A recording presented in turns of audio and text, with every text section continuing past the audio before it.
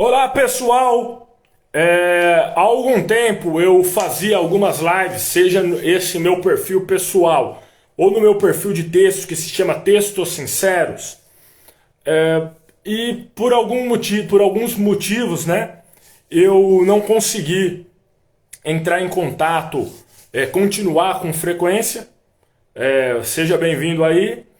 E eu resolvi retornar essas lives que acontecem com alguma frequência, né, para falar um pouco sobre as minhas obras.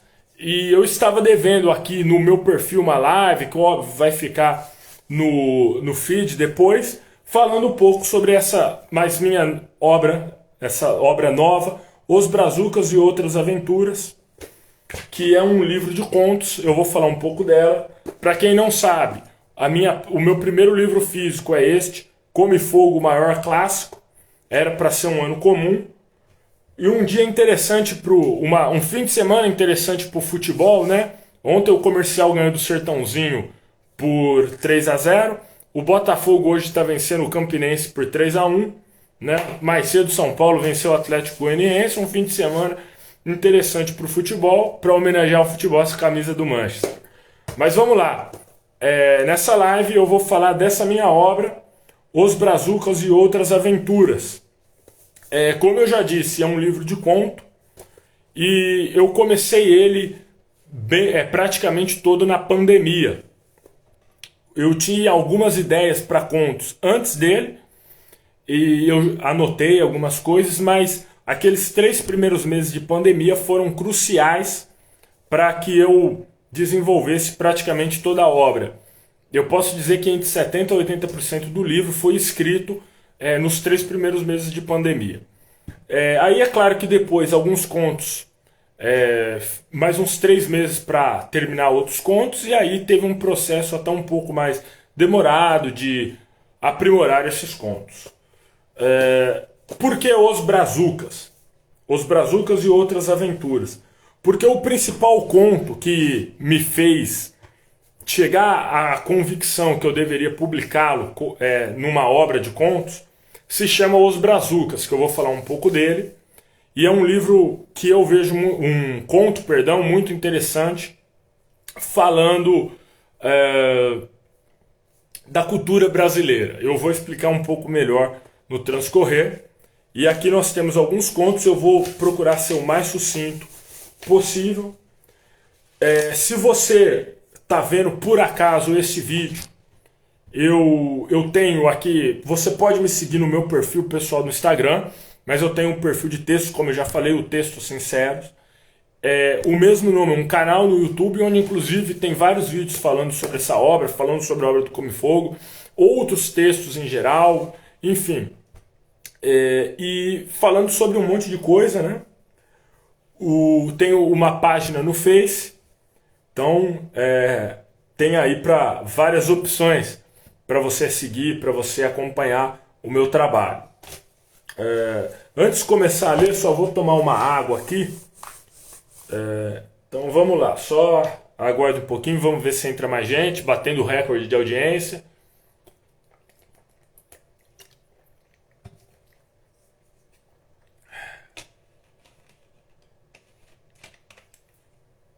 Então vamos lá.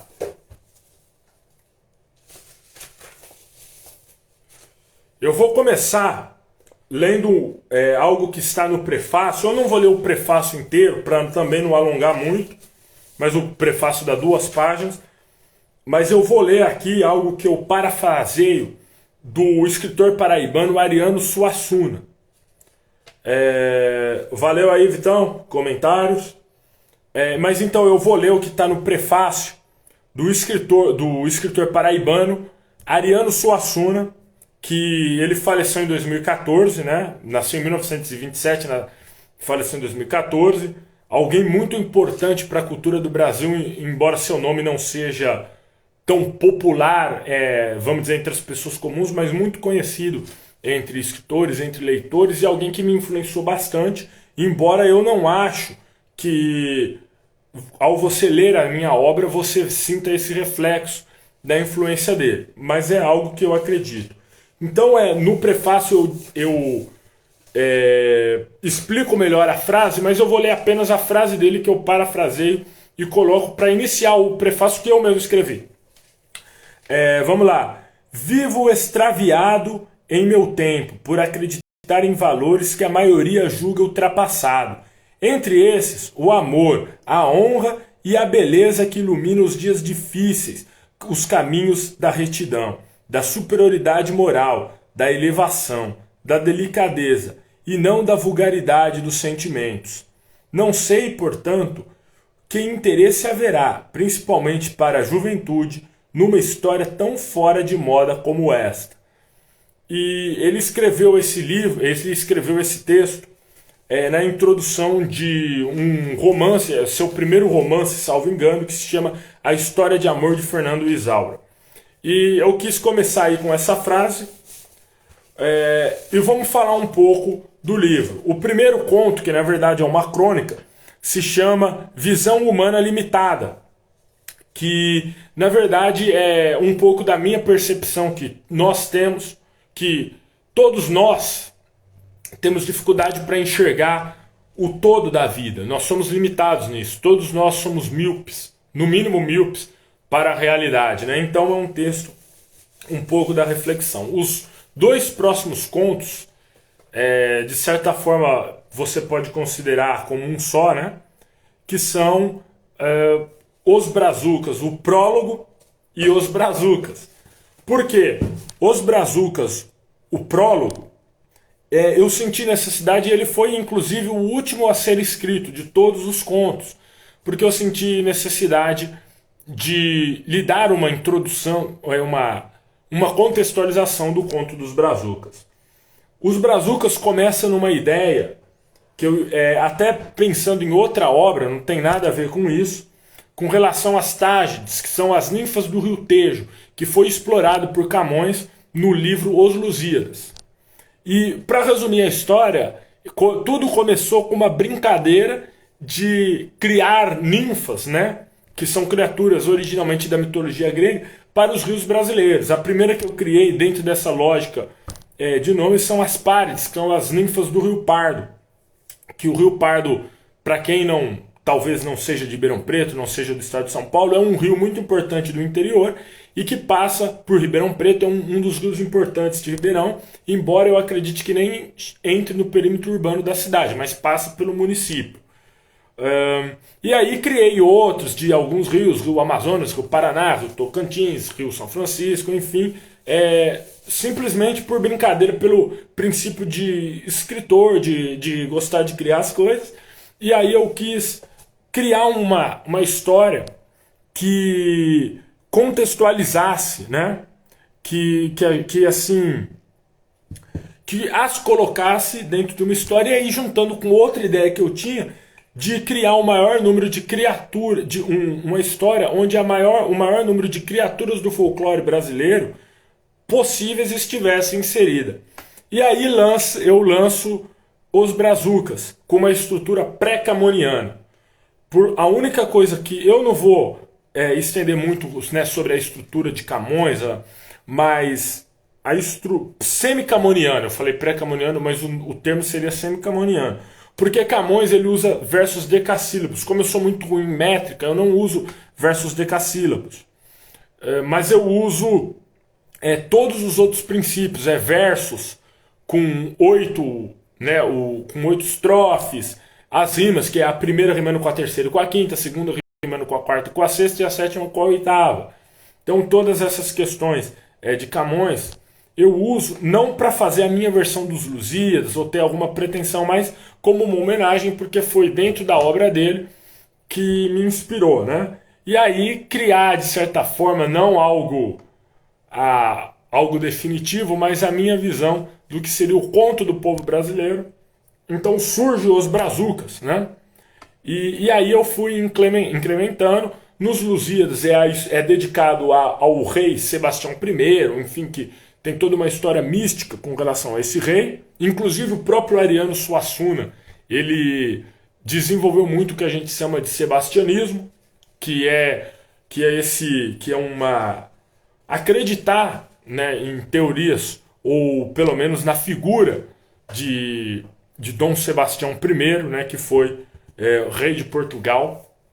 E Lusíadas, o Camões, né, em Lusíadas, dedica a ele e conta a saga de Vasco da Gama no grande momento da exploração. Então seriam os feitos para a pátria de Portugal, as navegações, né?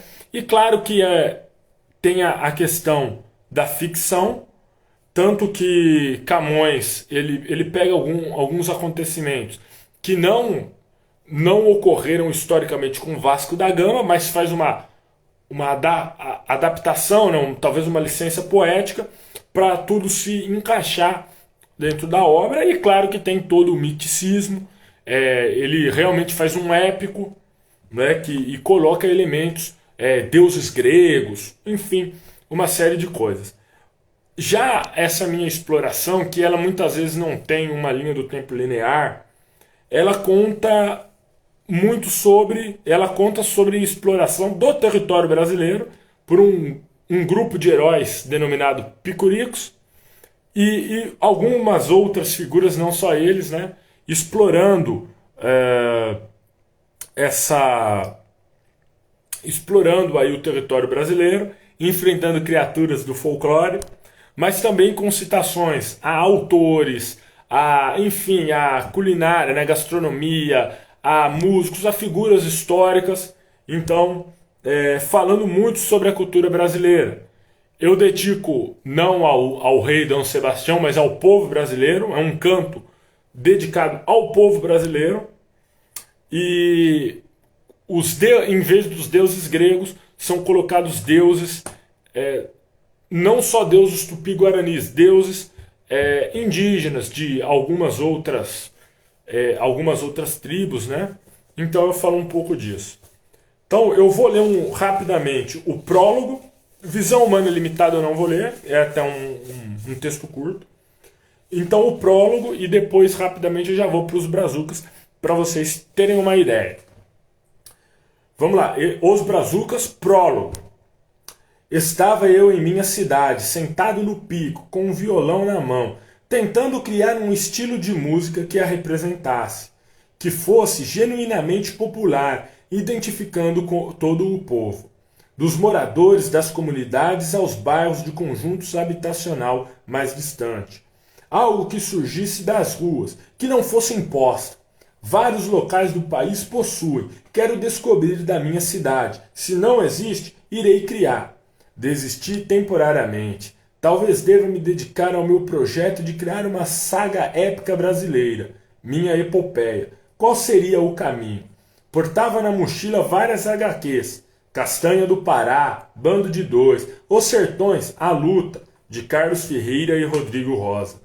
Também havia várias graphic novels da MSP, como Piteco Ingá, Astronauta Magnetar, Chico Bento Verdade e tantos outros. Então já começa uma relação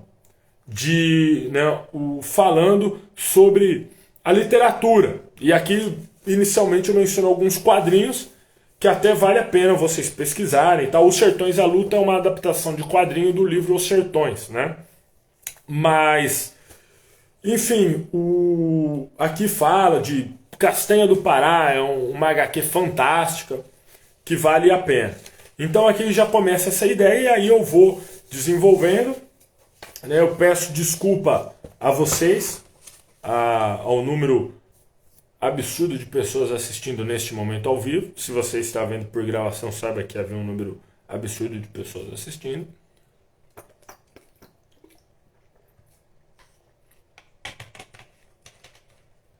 Então vamos lá.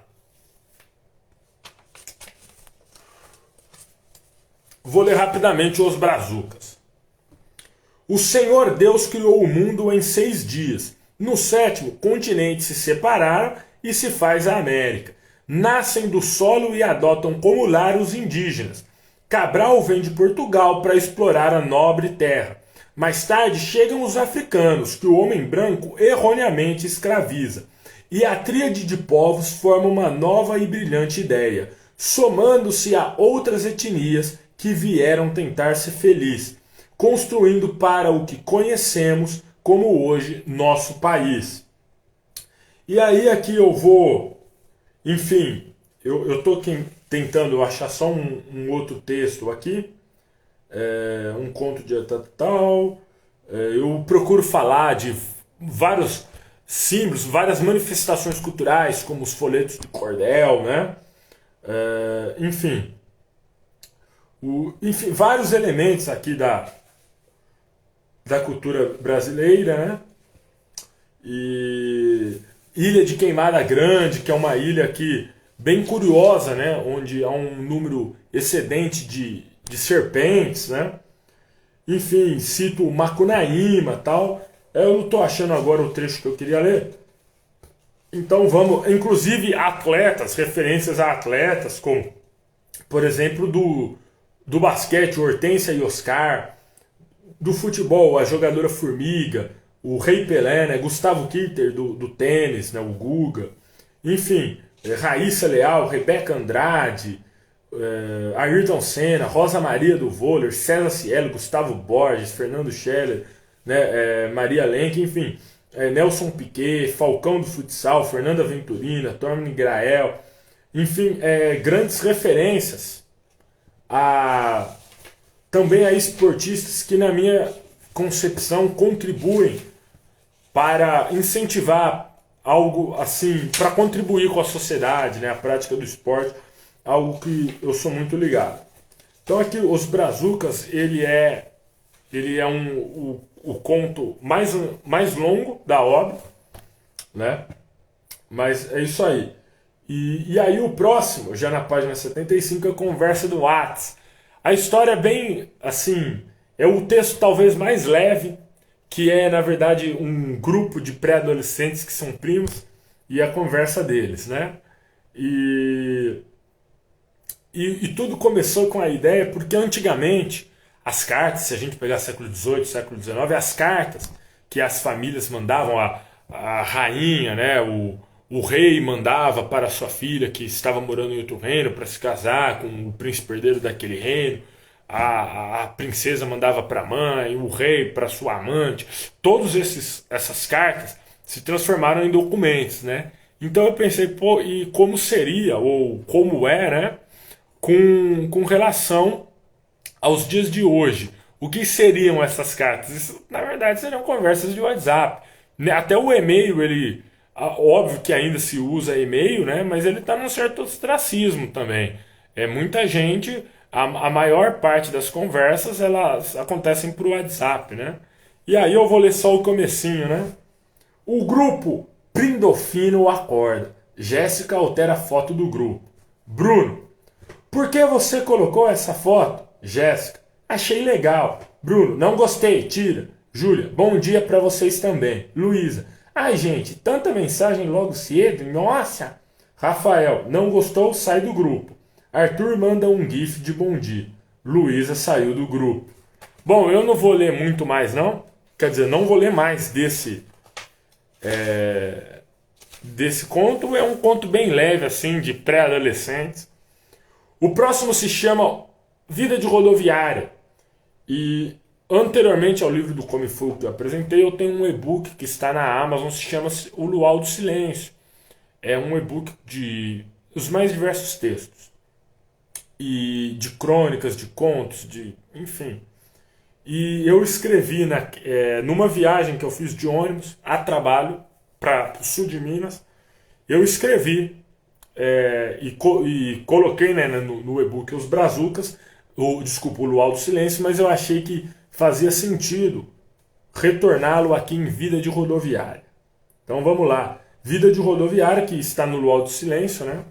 2019, também de minha autoria. Vou ler só o comecinho. Parando sempre em outro lugar, que diz muito pela cidade. Em todas um cachorro, lanchonete e bar, a fila para comprar passagem.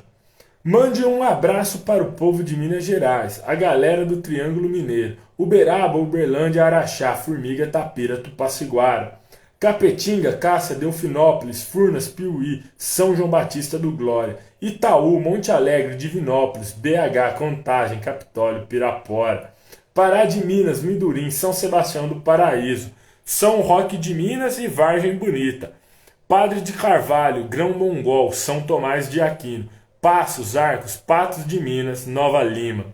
Então aí eu vou falando muito de cidades de Minas e depois vai para outros locais do Brasil, né? Chama Vida de Rodoviária. A Modelo Perfeita, eu acho que eu não vou falar, não. Ele foi o primeiro conto que eu escrevi. Eu não vou falar muito dele, mas fala muito sobre essa idealização da gente pegar uma pessoa que aparentemente tem uma vida perfeita, uma vida de aparências, né? E a gente achar que é uma vida maravilhosa, sem a gente saber as frustrações da pessoa. Eu vou ler rapidamente então para vocês. Meu nome é Mônica Thompson. Apesar desse sobrenome, sou brasileira. Moro em São Paulo, mas nasci no interior, na cidade de Ribeirão Preto. Na verdade, meu nome completo é Mônica Maria Rodrigues Thompson. Sou modelo e por esse motivo abreviei para ter um nome artístico. Tenho 22 anos, há 10 invisto na carreira de modelo. Há pouco menos de um mês assinei contrato de minha vida. Dinheiro não será problema. Logo, fama também não. A tendência é que em pouco tempo eu me torne uma das modelos brasileiras mais bem pagas. Não é ilusão, é fato. Esse novo contrato tende a proporcionar. Então, só uma introdução aí para dar um gostinho, né? E eu acho que a Modelo Perfeita, eu acho que serve inclusive para a gente refletir muito esse conto. Agora eu vou falar de um outro conto desse meu livro, né? Que se chama Os Sete Pecados Capitais. E os Sete Pecados Capitais, ela conta de uma forma bem humorada, eu queria que fosse bem humorada, falando da chegada de algumas pessoas ao inferno, só que não são pessoas comuns, são políticos brasileiros que morreram, chegam ao inferno e eles dão bastante trabalho ao diabo. Então eu não vou começar lendo bem o começo, tem uma introduçãozinha, mas eu vou ler algum trecho aqui para quem quiser ver. Estava o coisa ruim em seu trono, nas profundezas de seu reino, roendo osso de dragão e lambendo o próprio rabo. Aproxima-se um serviçal revestido de fogo e com a face deformada, avisando ao chefe que chegariam logo ilustres convidados, mas que deveria tomar cuidado, pois se tratava de seres muito traiçoeiros. Ao ouvir tais palavras, o diabo inicia sua tradicional gargalhada macabra e lembra o fato de que no passado domou e colocou no local as mais diversas criaturas traiçoeiras. Se domara em outrora criaturas do calibre de Caim, Judas Iscariotes e tantos outros de seus serviçais, o que poderia temer?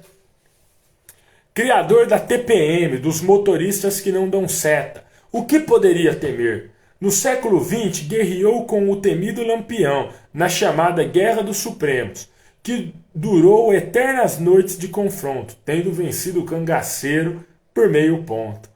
Presidentes, imperadores e até mesmo sacerdotes religiosos se curvaram a ele, o maior líder dos anjos caídos. O pai da mentira, da tortura e do sofrimento, era o senhor absoluto do submundo. Só teme a Deus, mas este está no paraíso, e nem ele, muito menos seu filho, pisaria no antro da perdição. O servo alerta se tratar de criaturas da pior categoria. Durante a passagem para o mundo dos mortos deram muito trabalho. Atravessaram a barca que chegaria ao inferno, fazendo deboche do barqueiro, boatos que até fizeram um cuecão nele. Os demais passageiros se assustaram com a companhia, roubaram sapatos num sapateiro, cafetinaram uma cafetina e no final a agiota chamado de onzeneiro ficou devendo grande quantidade de dinheiro para eles. Não eram arruaceiros qualquer, se tratava de políticos brasileiros. O tinhoso continua rindo e diz que há mais de um ano no inferno... o tinhoso continua rindo e diz que o que mais há no inferno são políticos brasileiros. Sua filha, mentira, inclusive comanda muitos jornais e canais no YouTube no país tropical. Seu servo intensifica os avisos esclarecendo que trata de um caso esporádico. Os políticos canarinhos evoluíram com o passar dos séculos e se tornaram mais lapidados do que se poderia imaginar. Só que Diba, como costuma ser apelidado pelos íntimos, informa não dar bola para o que o terrível servo dizia. Então anuncia que mandará Cérbero, o terrível cão de 3 cabeças, recepcionar os novos moradores. O que não é novidade, pois o cão mitológico tem função de recepcionar almas do terrível local. Então por aí vai, é um conto relativamente longo, né? Como eu já disse, se chama Os Sete Pecados Capitais e conta aí essa saga aí, né, essa travessia de políticos brasileiros no inferno. Enfim, eu vou fazer o seguinte, embora talvez nem todo mundo esteja interessado, mas eu vou encerrar por aqui e numa próxima live eu falo dos demais contos, que começa com todo mundo errado nessa briga. Provavelmente, se você está assistindo depois, tem aqui, mande mensagem se tiver dúvidas, se você tiver interesse em saber mais coisas sobre o livro. No meu canal do YouTube, Texto Sincero, você também vai ver mais informações, tá bom? Então é isso, valeu!